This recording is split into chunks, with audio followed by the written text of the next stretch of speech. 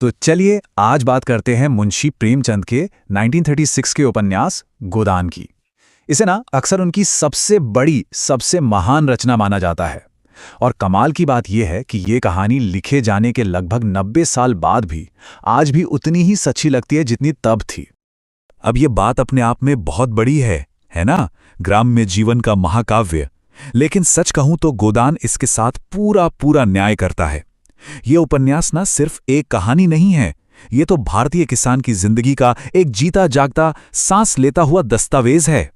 एक ऐसा दस्तावेज जो हमें सीधे उठाकर उस दौर की सच्चाई के बीच रख देता है।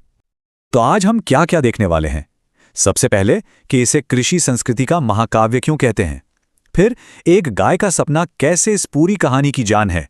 हम देखेंगे कि गांव और शहर की दो दुनियाएं कैसे एक साथ चलती हैं। इसके यादगार किरदारों के बारे में बात करेंगे। और हां, सबसे जरूरी, ये आज भी हमारे लिए इतना मायने क्यों रखता है। तो चलिए शुरू करते हैं पहले पॉइंट से। 1936 में जब गोदान पब्लिश हुआ तो इसे प्रेमचंद की कला का, उनके लिखने की क्राफ्ट का एक तरह से शिखर माना गया। ये वो उपन्यास है जहां उनके लिखने में एक बहुत बड़ा बदलाव आता है। वो आदर्शवाद से हटकर जिंदगी की जो कड़वी कठोर सच्चाई है उसे सामने रखते हैं। अब इतने बड़े महाकाव्य के केंद्र में क्या है पता है? एक बहुत ही छोटी सी, बहुत ही मानवीय इच्छा।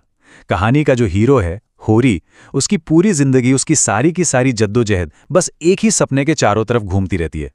तो कौन है ये होरी?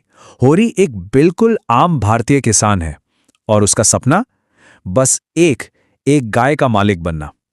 देखिए, उस दौर में ना गाय सिर्फ एक जानवर नहीं थी, वो इज्जत का, सुरक्षा का, समाज में एक रुतबे का प्रतीक थी।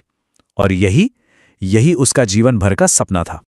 और बस यहीं इस कहानी का सबसे बड़ा दर्द, सबसे बड़ी ट्रेजेडी छिपी है। होरी का वो सीधा सादा सपना एक तरफ और जिंदगी की बेरहम हकीकत दूसरी तरफ।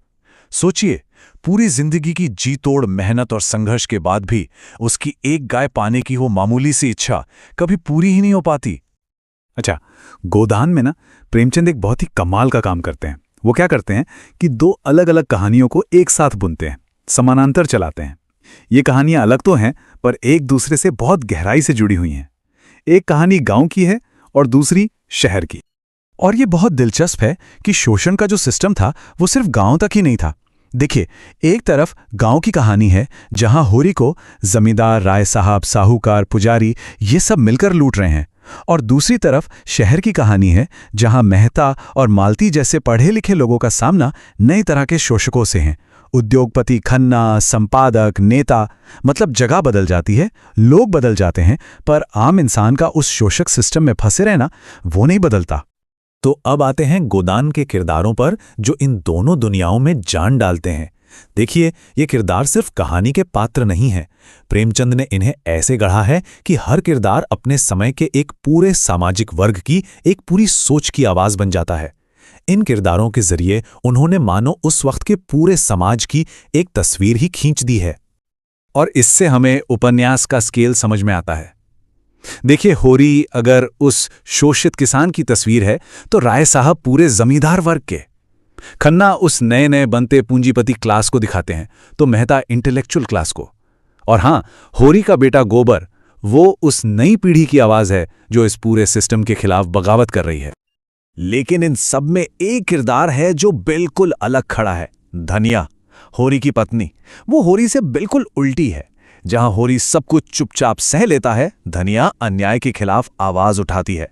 वो एक बहुत ही मजबूत, मुंह पर सच बोलने वाली औरत है जो सड़े गले सिस्टम को सीधी चुनौती देती है, जिसे उसका पति अपनी नियति मानकर सह रहा है। तो अब आते हैं सबसे जरूरी सवाल पर। ठीक है, कहानी बहुत अच्छी है, किरदार मजबूत हैं, लेकिन ये उपन्यास आज भी इतना रेलेवेंट क्यों है? दशकों पुरानी ये कहानी आज भी हमें इतना क्यों झकझोरती है? सवाल तो यही है ना, कि किसान की 80 साल से भी ज्यादा पुरानी कहानी से आज हमारा क्या लेना देना? और इसका जवाब, यकीन मानिए, इसका जवाब ही गोदान को सिर्फ एक ऐतिहासिक कहानी से कई ज्यादा बड़ा बना देता है। वजह यह है कि होरी ने जिन मुसीबतों का सामना किया वो आज भी खत्म नहीं हुई हैं।